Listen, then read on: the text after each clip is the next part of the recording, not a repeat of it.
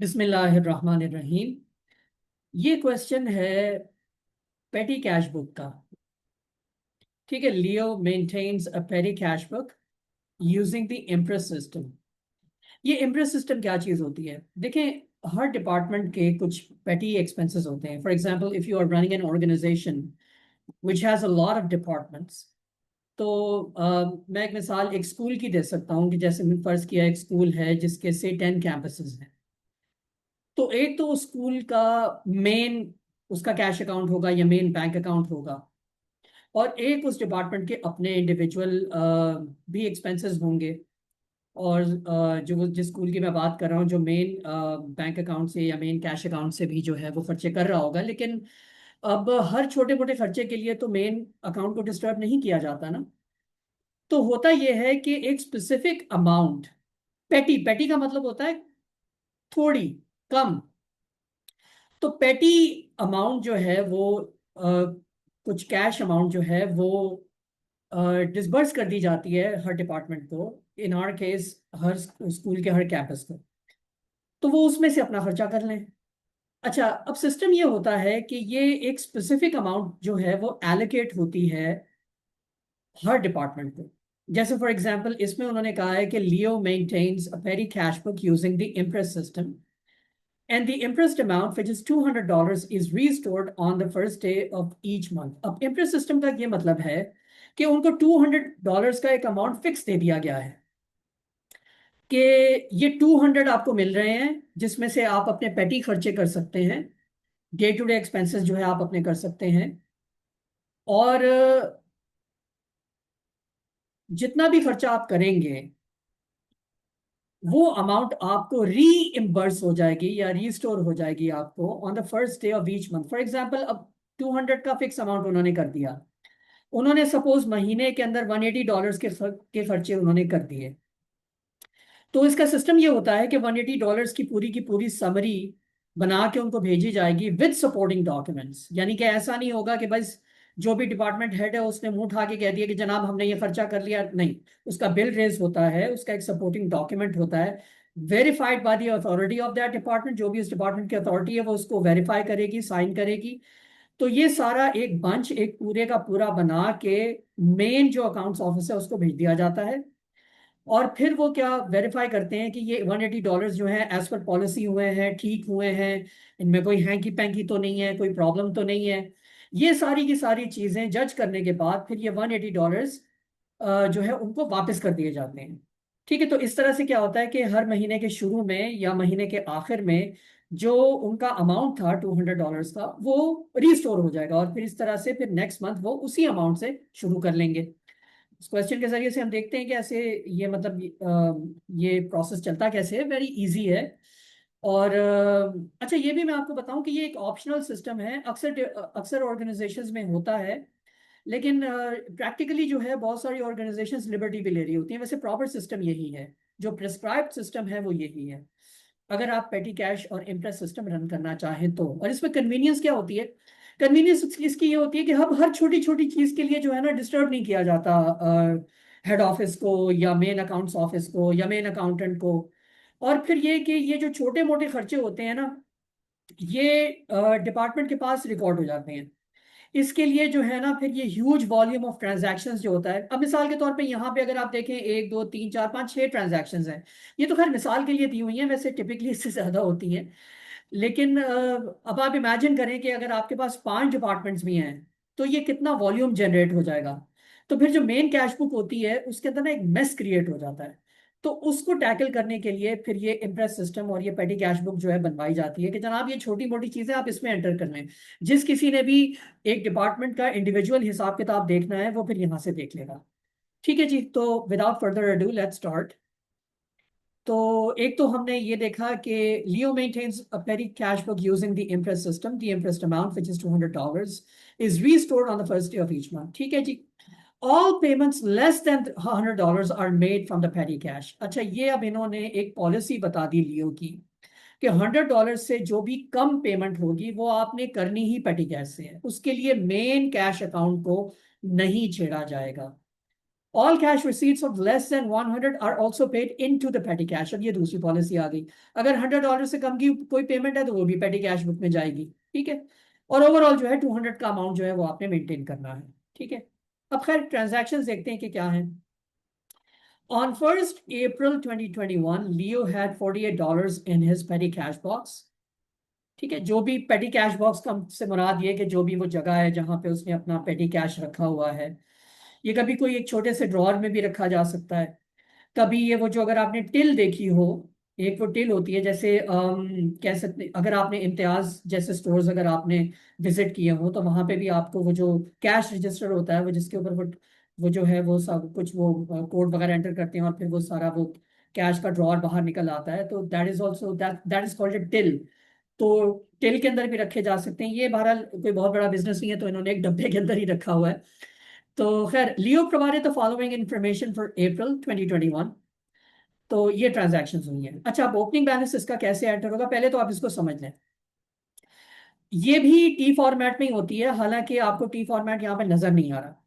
तो आप ये समझ लें कि ये जो डेट का कॉलम है ये डिवाइड कर रहा है।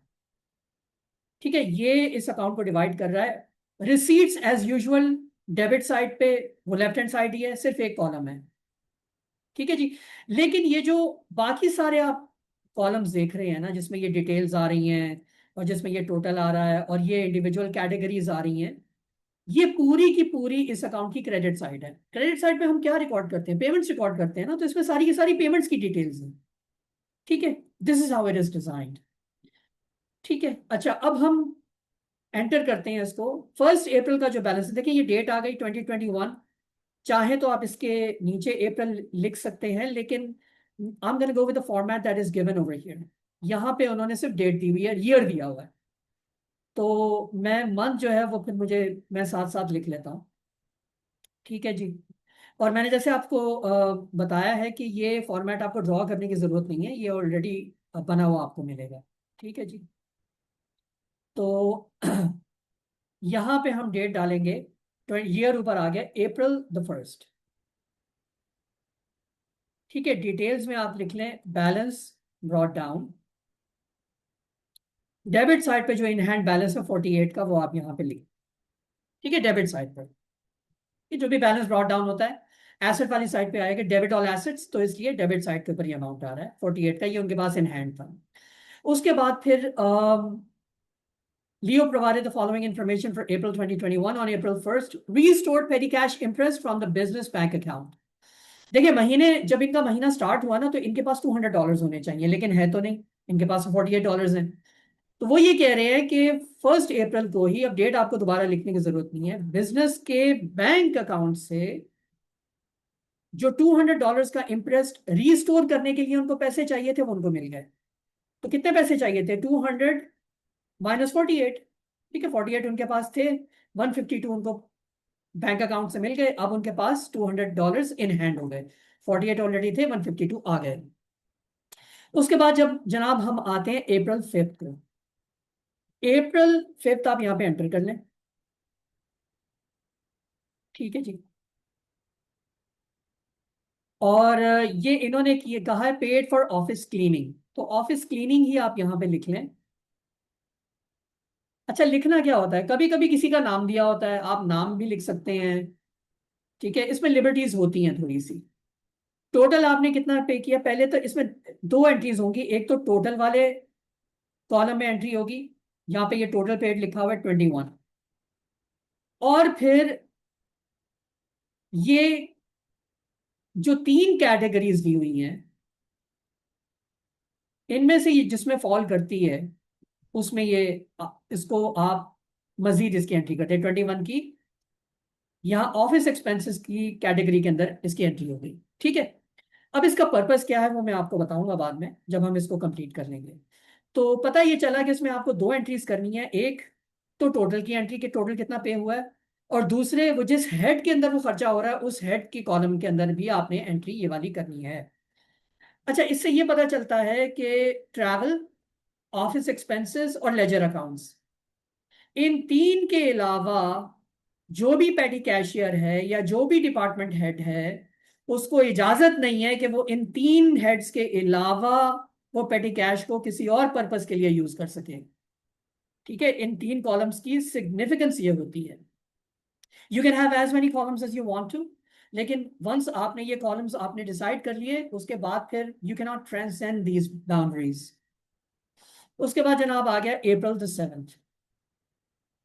ठीक है जी, दूसरी फिर पेमेंट इन्होंने की। ट्रेन टिकट, तो यहाँ पे यही लिख दें आप, कोई बात। ट्रेन टिकट जो दिया हुआ है, टोटल $13, और ये ट्रैवल के हेड के नीचे आता है, तो यहाँ पे आप ट्रैवल के अंदर भी $13 की एंट्री करें। नेक्स्ट है जनाब April 13th।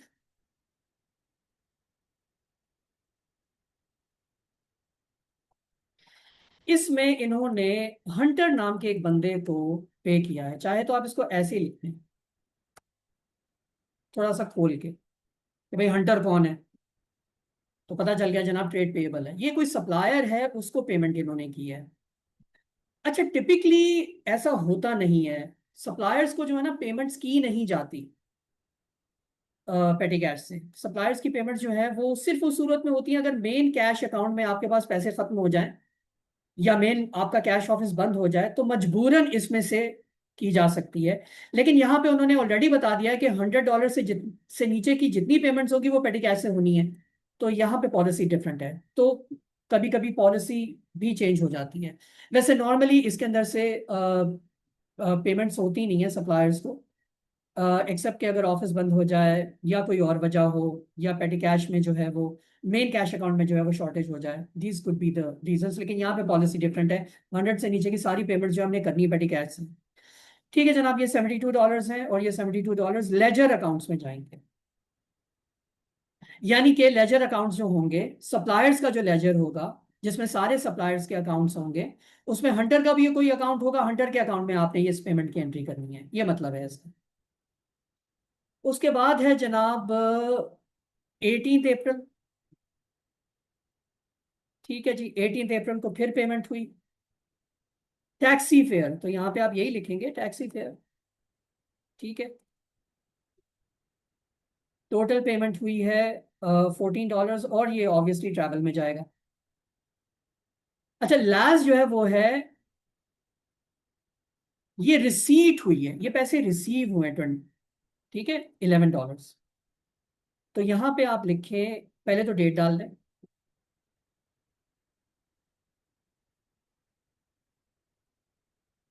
और ये एंट्री डेबिट साइड पे हुई है क्योंकि ये पेमेंट नहीं है, ये रिसीट है। तो $11 आप यहाँ एंटर कर दें। ठीक है जी, और यहाँ पे आप लिखते हैं कॉनरैड ट्रेड रिसीवेबल। अच्छा जनाब, ये भी टिपिकली तो ऐसा नहीं होता कि ट्रेड रिसीवेबल्स की पेमेंट पेटी कैश में रिकॉर्ड की जाए, लेकिन यहाँ इनकी पॉलिसी है $100 से नीचे की सारी पेमेंट्स पेटी कैश में ही रिसीव की जाएंगी। ठीक है, अब ये सारी की सारी एंट्रीज मैंने यहाँ पे कर दी। अब हम चलते हैं क्लोजिंग की तरफ। अच्छा, क्लोजिंग इसकी पहले तो आप पेमेंट्स वाली साइड्स को क्लोज कर दें, डबल बॉर्डर्स बना दें, ऊपर सिंगल नीचे double. Total of the payments,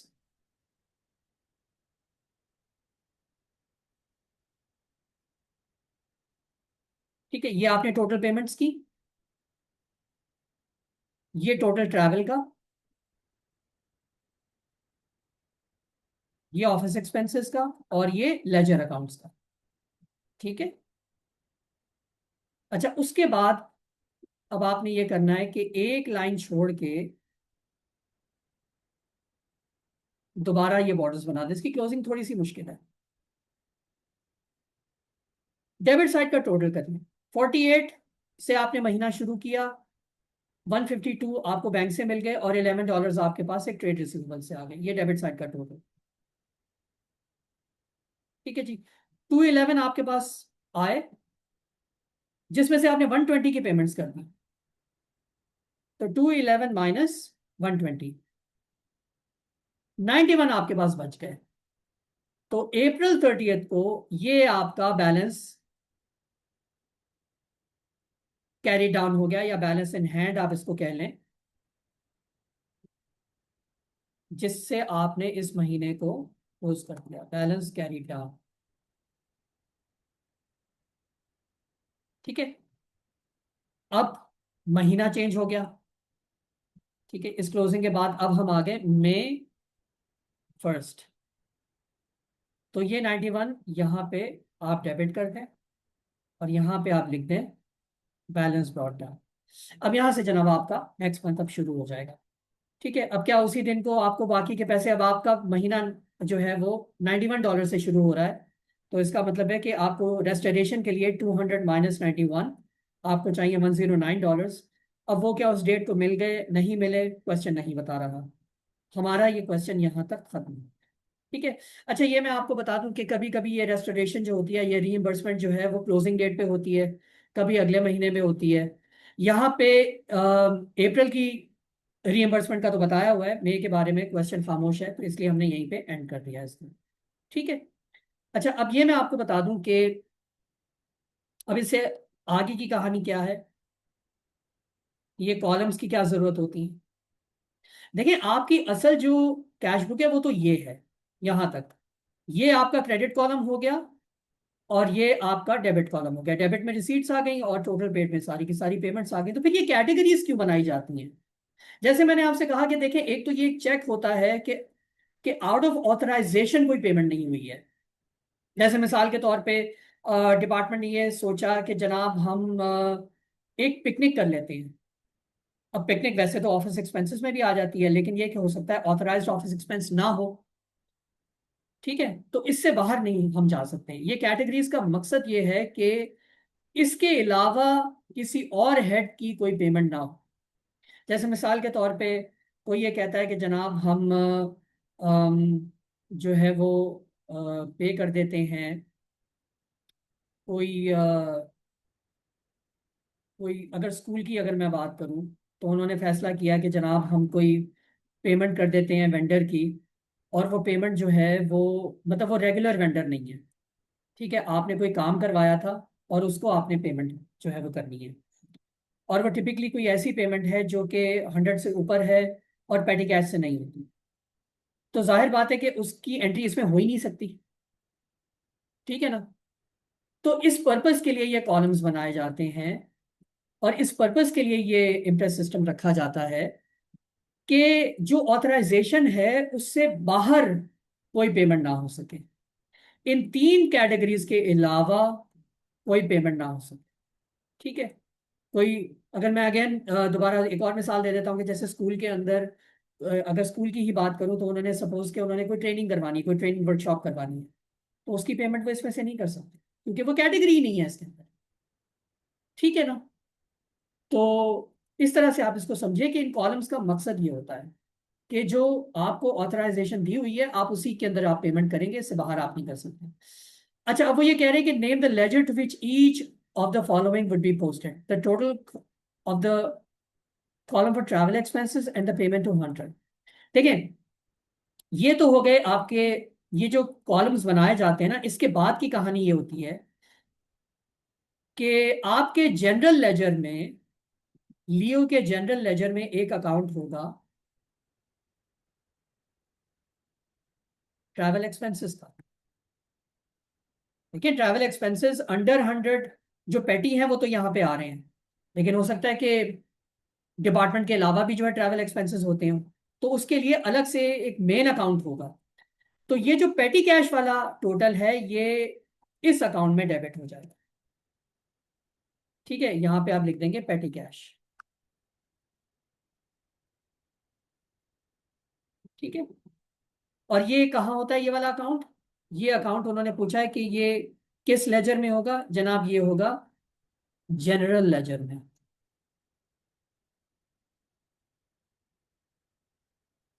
दूसरी कौन सी कैटेगरी है? ऑफिस एक्सपेंसेस, ये भी जनरल लेजर में होगा। और यहां पे आप ऑफिस एक्सपेंसेस का जो टोटल है $21 का, वो आप पोस्ट करेंगे, ठीक है। और तीसरा जो है वो है हंटर को जो पेमेंट हुई है, ये होगी आपके परचेजेस लेजर में। सप्लायर के लिए जो सप्लायर के जो अकाउंट्स होते हैं वो होते हैं परचेजेस लेजर में। तो परचेजेस लेजर में अकाउंट होगा हंटर का उसके अंदर आपके $72 डेबिट कर देंगे, ठीक है, जो आपने उसको पे किया। और लगे हाथों में आपको कॉन्ड्रैट का भी बता देता हूं कि कॉन्ड्रैट का अकाउंट होगा सेल्स लेजर में।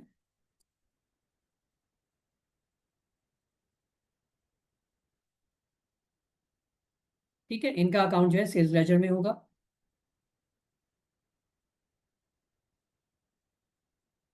और यहाँ पे आपने ये $11 जो डेबिट किए हैं वो इनके अकाउंट में क्रेडिट हो जाएंगे।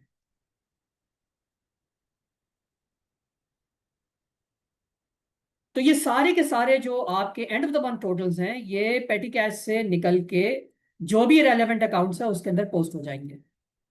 ठीक है, तो इन्होंने तो दो का पूछा था, मैंने सभी का बता दिया। अब ये पूछ रहे हैं कि अकाउंटिंग प्रिंसिपल कौन सा अप्लाई हो रहा है, डुअलिटी या डुअल एस्पेक्ट। ठीक है ना, आपने क्रेडिट एंट्रीज यहां पे कर दी और डेबिट एंट्रीज इधर। Every credit entry would have a debit entry. उसी तरीके से ये जो डेबिट एंट्री आपने किया उसकी क्रेडिट एंट्री यहां पे हो गई। ठीक है, तो डुअलिटी या डुअल एस्पेक्ट। अच्छा, अब I don't think we need this right now. मैं जरा इसको मैक्सिमाइज कर लूँ, क्योंकि अब हम जरा थियोरी पे चलते हैं। यहाँ पे अब नीचे ये पार्ट सी और डी जो है ये थियोरेटिकल क्वेश्चंस हैं। और ओ लेवल के पेपर्स में थियोरी बहुत ज़्यादा आती है, आगे भी आएगी, एएस और ए2 में भी आती है, लेकिन ओ लेवल्स में भी आती है। थियोरी से जान नहीं आप छुड़ा सकते। आप ये नहीं समझिएगा कि एग्जामिनेशन क्वेश्चंस में बस आपने प्रॉब्लम कर ली और बात खत्म हो गई। नहीं, न्यूमेरिकल्स के अलावा थियोरी होती है। और थियोरी के लिए जो मैं रेकमेंड करता हूँ वो मैं ये रेकमेंड करता हूँ कि जिस क्वेश्चन को भी आप कर रहे हैं उस क्वेश्चन की आप उस क्वेश्चन पेपर में उस पर्टिकुलर क्वेश्चन की आप मार्किंग स्कीम को देखें। बेहतरीन आपको आंसर्स मिल जाएंगे वहां पे। देखें, अकाउंटिंग की थ्योरी में you don't have to write stories, और ना आपके पास एग्जाम में इतना वक्त होगा कि आप जो है वो कहानियां लिख सकें। आप ये जिस तरह से ये ये बुलेट पॉइंट्स दिए हुए हैं इस तरह से भी अगर आप लिख लेंगे आपको नंबर मिल जाएंगे, दैट्स अ गारंटी। ठीक है, और चाहे तो आप जो है वो मीनिंगफुल सेंटेंसेस की सूरत में भी आप लिख सकते हैं, लेकिन प्रैक्टिस के लिए please refer to the marking scheme. अब जैसे यहाँ पे इन्होंने पूछा है कि state two purposes of Leo received a statement of account from Hunter. Leo ने महीने के एंड पे जो हंटर वो जो सप्लायर थे उनसे एक स्टेटमेंट ऑफ अकाउंट उनको मिली। अब उन्होंने कहा है कि state two purposes of issuing this statement to Leo. अब ये स्टेटमेंट ऑफ अकाउंट क्या होती है? देखिए, ये होती है कि जनाब, इसमें अगर मैं आपको बताऊं कि ये एक सादी सी एक स्टेटमेंट होती है कि जिसमें पूरी समरी होती है कि जनाब आपने हमारे साथ क्या काम किया। ठीक है, आपने जो है वो महीने के शुरू में आपका क्या बैलेंस था, आपने जो है हमसे कितने के गुड्स खरीदे, कितने की आपने पेमेंट कर दी, कितना आपको डिस्काउंट मिल दे दिया, ठीक है, वगैरह वगैरह वगैरह सारी चीजें लिस्ट हुई होती हैं। और फिर आपको जो है वो ये करना होता है कि तो वो एक अकाउंट की समरी होती है जो भी आपने ट्रांजैक्शंस किए। Let me show this to you. मेरा ख्याल है ज्यादा बेहतर जो है वो ये होगा कि मैं एक अकाउंट आपको दिखा दूं ना, तो ज्यादा ये देखें, जैसे ये है, ये रनिंग बैलेंस फॉर्मेट वाला जो है ज्यादा बेहतर होता है। अब इसमें देखिएगा, इसमें जनाब ये एक स्टेटमेंट ऑफ अकाउंट, एक्चुअली तो ये लेजर अकाउंट है कि जब महीना स्टार्ट हुआ 1 सितंबर को, ठीक है जी, तो हमने आपसे 450 लेने थे। ठीक है, ये गुल एंड कंपनी को दिया गया, तो दी गई ये स्टेटमेंट। और ये क्या बता रही है कि जब महीना स्टार्ट हुआ 1 सितंबर तो आपसे 450 लेने थे। उसके बाद फिर आपको 1360 की और सेल्स कर दी, बैलेंस बढ़ के 1810 हो गया। उसके बाद फिर 20th को हमने आपको $9 का डिस्काउंट दे दिया, पीछे बैलेंस इतना बचा। ठीक है, 810 - 9, 1801। और आपने 441 की हमें पेमेंट कर दी, 1801 - 441, 1360। अब 1360 का बैलेंस आउटस्टैंडिंग है। तो ये जो लेजर अकाउंट बना हुआ है, ठीक है, आपके कस्टमर का, इसी की आप स्टेटमेंट बना के और उनको दे देते हैं। असल मकसद इसका क्या होता है? असल मकसद इसका ये होता है कि भाई पैसे दे दो। ठीक है, लेकिन हम इसके पर्पसेस पढ़ लेते हैं यहाँ पे दिए हुए हैं। देखिए, पहले उन्होंने वही वही कह दिया उन्होंने कि जो सप्लायर ने दिया है स्टेटमेंट ऑफ अकाउंट जो दी है, उसका मेन रीजन क्या है कि भाई लियो साहब को रिमाइंड कराना है कि अब जो इसमें बैलेंस दिया गया है, जैसे यहाँ पे बैलेंस आ रहा था, कहाँ गया, अभी आपको दिखाया था मैंने कि यहाँ पे 1360 का बैलेंस आ रहा है। ठीक है, अगेन मैं रिपीट कर दूं कि 450 महीने के शुरू में लेने थे, 1360 की और सेल कर दी, बैलेंस बढ़ के 1810 हो गया। उसके बाद फिर 9 का डिस्काउंट दे दिया, 1801 रह गया, और 441 की पेमेंट होगी, 1360 रह गए। तो इसी तरह से एक समरी लियो को भी मिली, और जिस सप्लायर ने दी उसका मकसद क्या था, मकसद सिर्फ ये था याद दहानी कराना कि भाई पेमेंट कर दें। ठीक है। अच्छा, लेकिन और भी फायदे होते हैं इसके। लियो चेक कर सकता है, देखें, एक तो उसने समरी दी है, ये हिसाब जो आपको आपने दिया अपने कस्टमर को, कस्टमर ने भी तो अपने पास रखा होगा ना, आपका कोई एक कोई हिसाब रखा होगा, तो वो अपने पास भी अपने रिकॉर्ड से उसको चेक कर लेगा। ठीक है। और अगर कोई उसमें कोई चीज मिस हो जाती है तो फिर आपस की बातचीत से जो है वो रेक्टिफाई हो जाती है, और बैलेंस रेकनसाइल कर लिए जाते हैं। ठीक है, तो ये भी इसका फायदा है बहरहाल। और फिर ये to provide summary of the transactions for the month और द पीरियड, देखें ये एक बिजनेस रिलेशनशिप, एक अच्छी बिजनेस रिलेशनशिप की ये निशानी होती है कि जो कोई भी आप बिजनेस कर रहे हैं किसी के साथ, आप उसकी समरी उनको प्रोवाइड करें कि जनाब ये कारोबार हमने किया आपके साथ इस महीने के अंदर। ठीक है ना, तो इससे एक अच्छी रिलेशनशिप बिल्ड होती है। ठीक है। अब उन्होंने 2 पॉइंट्स मांगे थे, देखिए 3 बेहतरीन कॉमन सेंस वाले पॉइंट्स आपको यहाँ पे मार्किंग स्कीम में मिल गए, बस ये लिख दें, आपको ये नंबर मिल जाएंगे। आगे सवाल जो है थोड़ा सा लंबा है, वो कह रहे हैं कि Leo is considering making all payments over 50 to trade payables by credit transfer. वो पेटी कैश से अब जान छुड़ाना चाह रहा है। वो क्या कह रहा है, वो ये कह रहा है कि जनाब बैंक के थ्रू करें पेमेंट, सर पेटी कैश से करो ही नहीं, जो भी पेमेंट $50 से ऊपर की है बैंक से की जाए। ठीक है, लोगों के जो हैं वो अकाउंट नंबर्स ले लिए जाएं, और जो भी आपको पेमेंट करनी है वो आप बैंक के थ्रू कर दें।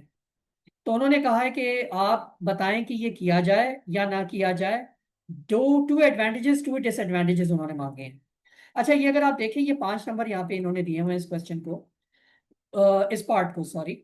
तो इसकी डिस्ट्रीब्यूशन ऐसे होती है कि 2 नंबर एडवांटेजेस के, 2 नंबर डिसएडवांटेजेस के, और 1 नंबर आपकी डिसीजन का। ठीक है, ये इसकी डिस्ट्रीब्यूशन होती है। तो जरा देख लेते हैं। अब देखिए, इन्होंने एडवांटेजेस दिए हुए हैं। अगर आप क्रेडिट ट्रांसफर से, अगर आप बैंक से अगर आप पेमेंट करेंगे, do not need to keep as much cash on the premises. जी यार, जब आपने सारी पेमेंट बैंक से ही करनी है, अब जाहिर बात है कि फिर आपको इतना कैश रखने की क्या जरूरत है कि आप कैश निकालते रहे, रखते रहे, निकालते रहे, रखते रहे। ठीक है। इसी तरह से देखें, अब आजकल जो है बहुत सारे लोग जो सुपरमार्केट्स में जाते हैं वो पेमेंट कार्ड से कर रहे होते हैं, क्यों? क्योंकि उनको कैश कैरी करने की जरूरत नहीं है, कन्वीनियंस है ना इसमें। लेस रिस्क ऑफ थेफ्ट और फ्रॉड। देखिए, कैश अगर आप रखेंगे, 2 रिस्क होते हैं, चोरी भी हो सकता है, डाका भी पड़ सकता है, और जो बुक कीपर है वो फ्रॉड भी कर सकता है। तो अगर आप बैंक से सारी पेमेंट्स कर रहे हैं तो ये रिस्क अवर्ट हो जाता है। Do not have to have face to face meeting to pay और सेव टाइम। अब देखिए, अब इसके लिए कोई ज़रूरत नहीं है कि अब जो है ना, अब आप जिसको भी आपने पेमेंट करनी है उसको आप बुलाएं और फिर आप जो है कैश से पेमेंट करें, ज़रूरत ही नहीं है। ठीक है। तो इससे जो है टाइम बहुत ज़्यादा बच जाता है दोनों पार्टीज का। डिसएडवांटेजेस क्या है जनाब? No source document immediately available. मेरे नज़दीक जो है वो ये वैलिड पॉइंट नहीं है, क्योंकि अगर आप बैंक से भी अगर आप पेमेंट करेंगे ना, आपके पास एसएमएस आ जाता है, एसएमएस अलर्ट आ जाता है, या आपकी बैंक में जो है रिकॉर्ड आ जाता है। और आजकल जो है अगर आपके पास बैंक की कोई ऐप है तो आपकी स्टेटमेंट में सारी आपकी पेमेंट्स जो है शो हो रही होती हैं, तो वो उसको भी एज ए सोर्स डॉक्यूमेंट लिया जा सकता है। ये मेरे ख्याल है जो बात कर रहे हैं ये इसकी बात कर रहे हैं कि जब आप पेटी कैश से अगर आप पेमेंट करते हैं ना, तो एक एक पेटी कैश वाउचर जो है वो जनरेट होता है, मैं आपको दिखा देता हूँ।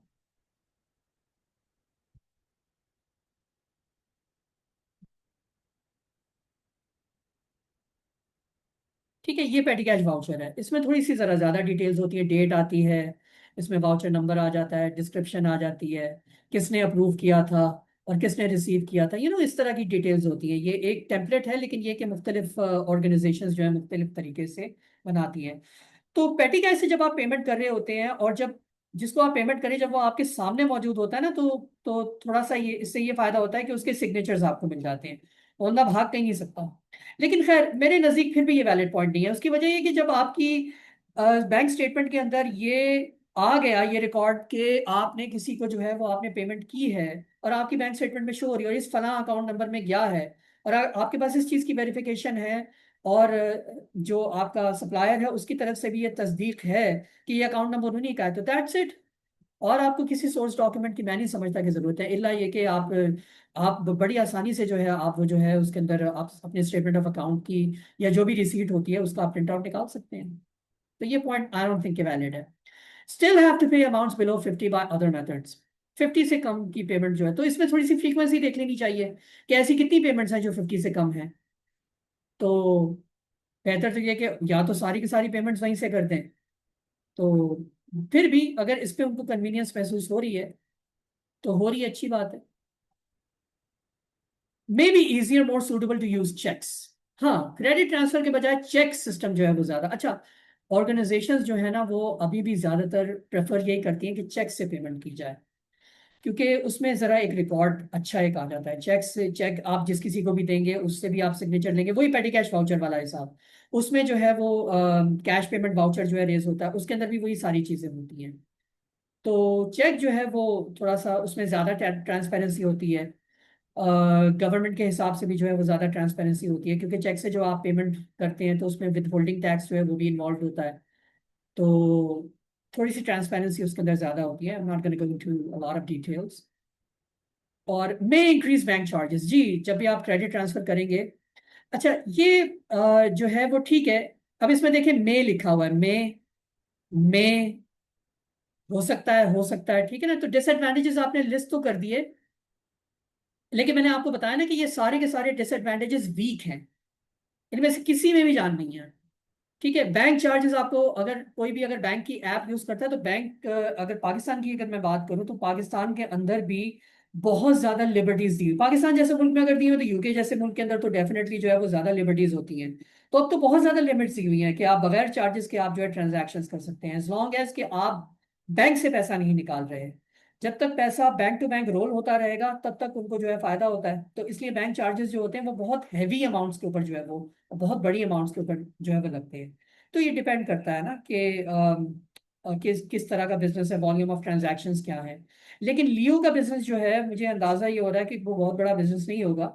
तो उसमें मैं नहीं समझता कि ना तो उसको ज्यादा बैंक चार्जेस देने पड़ेंगे।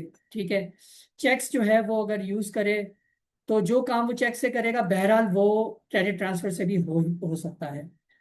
और बिलो 50 वाली अमाउंट्स जो हैं वो, ये भी कोई इतना ज्यादा वैलिड पॉइंट नहीं है। आई थिंक कि उनको ज्यादा परेशानी नहीं हो रही बिलो 50 अमाउंट्स की, इसीलिए तो इसके ऊपर वो जाना चाह रहे हैं।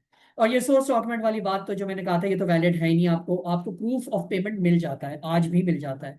और लोग तो मिलियंस की भी पेमेंट्स जो है वो कर देते हैं अब आजकल क्रेडिट ट्रांसफर के जरिए से या वायर ट्रांसफर से। ठीक है, तो एडवांटेजेस मैं समझता हूँ कि ज्यादा हैं, डिसएडवांटेजेस कम है।